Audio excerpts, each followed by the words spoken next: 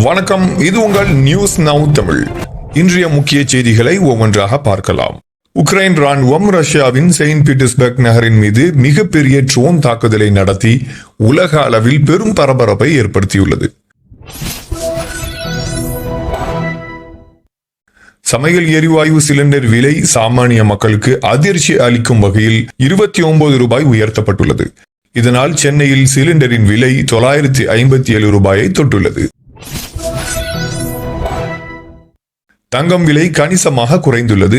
22 carrot ஆபரண தங்கம் சவரனுக்கு 1040 ரூபாய் குறைந்து 1,14,000 ரூபாய்க்கு விற்பனையாகிறது.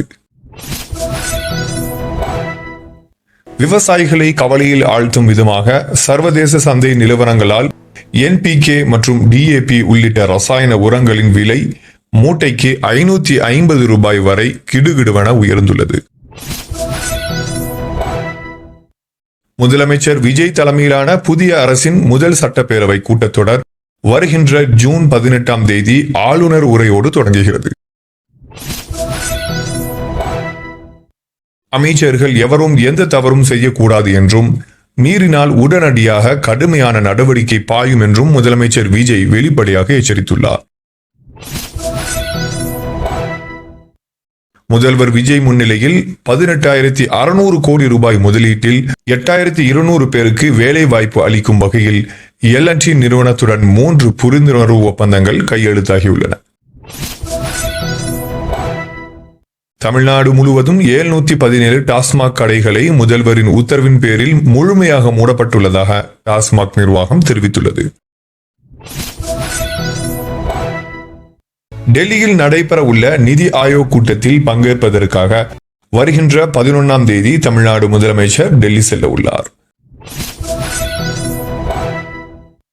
சட்டவிரோதமாக கனிம வளங்கள் கடத்தப்படுவதை தடுக்க இரும்பு கரம் கொண்டு நடவடிக்கை எடுக்க வேண்டும் என அதிகாரிகளுக்கு முதல்வர் அதிரடி உத்தரவிட்டுள்ளார். முதலமைச்சரின் காலை உணவு திட்டத்திற்கான ஒப்பந்தம் முடிந்த நிலையில் அதனை மேலும் 3 மாதங்களுக்கு நீட்டித்து அரசு அரசாணை வெளியிட்டுள்ளது. டெல்லியில் இன்று நடைபெறும் இந்தியா கூட்டணியில் முக்கிய ஆலோசனை கூட்டத்தில் திமுக பங்கேற்கப் போவதில்லை என்ற தகவல் வெளியாகியுள்ளது. பாஜகவில் இருந்து விலகி புதிய இயக்கம் தொடங்கியுள்ள அண்ணாமலைக்கு ஆதரவு பெருகி வரும் நிலையில் அவரது இயக்கத்தில் இணைந்தவர்களின் எண்ணிக்கை 16 லட்சத்தை கடந்துள்ளது. அண்ணாமலையின் ராஜினாமா கடிதம் ஏற்றுக்கொள்ளப்பட்டதாக பாஜக தேசிய தலைவர் நிதின் நபீன் அதிகாரப்பூர்வமாக அறிவித்துள்ளார். பாஜகவின் முக்கிய பதவிகளில் இருக்கும் பல்வேறு நிர்வாகிகளும் தங்கள் பதவியை ராஜினாமா செய்துவிட்டு அண்ணாமலையின் புதிய இயக்கத்தில் இணைந்து வருகின்றனர்.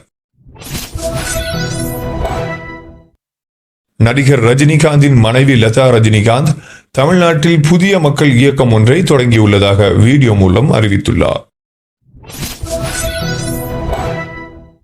பெண்களுக்கு எதிரான குற்றங்களை ஒடுக்க சிங்கப்பெண் அதிரடி படை என்ற புதிய திட்டம் வரும் ஜூன் 9ஆம் தேதி முதல் தொடங்க உள்ளது. எல்லையை பாதுகாக்க ட்ரோன்கள் மற்றும் அதிநவீன கேமராக்கள் மூலம் ஸ்மார்ட் பார்டர் திட்டத்தை மத்திய அரசு செயல்படுத்த உள்ளதாக உள்துறை அமைச்சர் அமித்ஷா தெரிவித்துள்ளார். மேற்கு வங்கத்தின் சிலிகுரி முதல் டெல்லி இடையே புல்லட் ரயில் இயக்குவதற்கான 14,205 கோடி ரூபாய் ஒதுக்கீடு செய்யப்பட்டுள்ளதாக மத்திய ரயில்வே அமைச்சர் அஸ்வினி வைஷ்ணவ் தெரிவித்துள்ளார். வங்கிகளின் குறுகிய கால கடனுக்கான ரெப்போ வட்டி விகிதத்தில் எந்த மாற்றமும் இன்றி 5.25 விழுக்காடாக தொடரும் என ரிசர்வ் வங்கி ஆளுநர் அறிவித்துள்ளார். சமையல் எண்ணெய் பாக்கெட்டுகளை 200 மில்லி முதல் 20 லிட்டர் வரையிலான 9 நிலையான அளவுகளில் மட்டுமே விற்க வேண்டும் என மத்திய அரசு புதிய உத்தரவு பிறப்பித்துள்ளது. மெட்ரிகுலேஷன் பள்ளிகள் ஆண்டுதோறும் செலுத்தி வந்த 3 லட்சம் ரூபாய் உரிமை புதுப்பிப்பு கட்டணத்தை ரத்து செய்து தமிழ்நாடு அரசு அரசாணை வெளியிட்டுள்ளது. நீட் மறுதேர்விற்கான தேர்வு மையங்கள் தொடர்பான புதிய அறிவிப்பை தேசிய தேர்வு முகமை தற்போது வெளியிட்டுள்ளது. CBSE 12ஆம் வகுப்பு விடைத்தாள் மறுமதிப்பீட்டிற்கு பயன்படுத்தப்பட்ட தனியார் இணையதளம் பாதுகாப்பு காரணங்களுக்காக திடீரென நீக்கப்பட்டுள்ளது.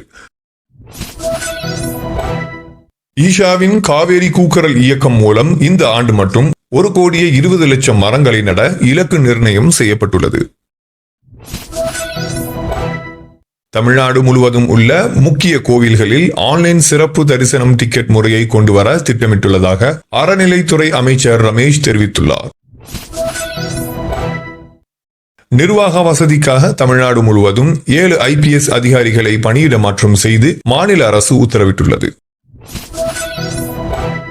அதேபோல் பத்திரப்பதிவுத்துறையிலும் 40 சார் பதிவாளர்களை அதிரடியாக பணியிட மாற்றம் செய்து பதிவுத்துறை IG அருண் உத்தரவு பிறப்பித்துள்ளார். மதுரை முதல் பெங்களூர் வரை இயக்கப்படும் வந்தே பாரத் ரயிலை நாகர்கோவில் வரை நீட்டிக்க வேண்டும் என தென் மாவட்ட பயணிகள் கோரிக்கை விடுத்துள்ளனர். தமிழகத்தில் இன்று தென்காசி, திருநெல்வேலி, கோவை, சேலம் உள்ளிட்ட மாவட்டங்களில் பரவலாக கனமழை பெய்ய வாய்ப்புள்ளதாக வானிலை ஆய்வு மையம் தெரிவித்துள்ளது. இத்துடன் முக்கிய செய்திகள் நிறைவடைந்தன.